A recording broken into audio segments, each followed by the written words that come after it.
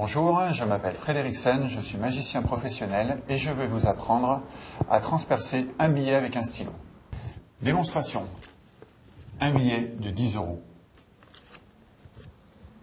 Une petite feuille de papier. Un stylo. On va placer le billet exactement dans la feuille. Le stylo, on va le placer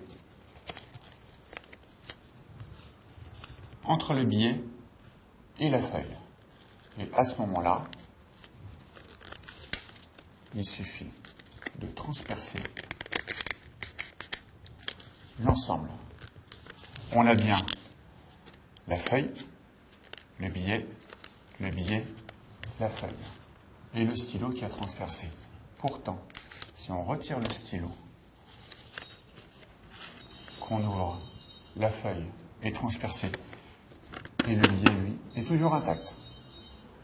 Maintenant que vous avez vu la démonstration, je vais vous expliquer comment réaliser ce tour vous-même.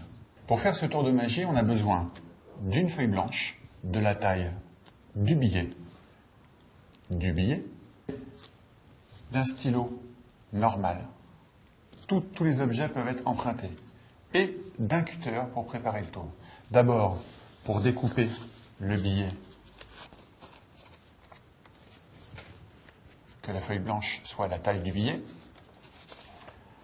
Ensuite, que ce soit un billet de 5, de 10, de 20 ou autre valeur, ils ont tous d'un côté une partie blanche que l'on n'a pas de l'autre côté. Sur cette partie blanche, vous allez faire une petite coupe, une petite entaille. Si on regarde bien, l'entaille est ici. Ensuite, vous allez décaler le billet et la feuille de quelques centimètres. Et plier juste, non pas à la moitié, mais un petit peu plus bas, de telle façon que vous ayez une partie blanche plus courte que l'autre et une partie du billet légèrement plus courte que l'autre. Ce qui vous amène dans cette configuration-là.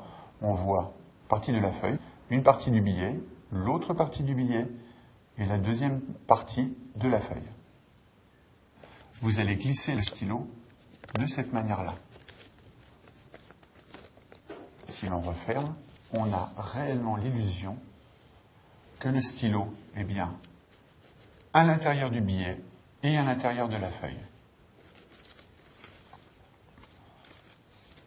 Évidemment, quand vous allez enfoncer le billet, celui-ci va transpercer la feuille, mais pas le billet.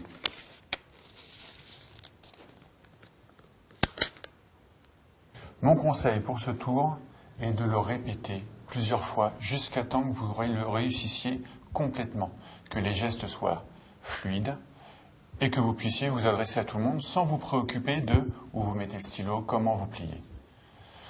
Maintenant, c'est à vous de jouer.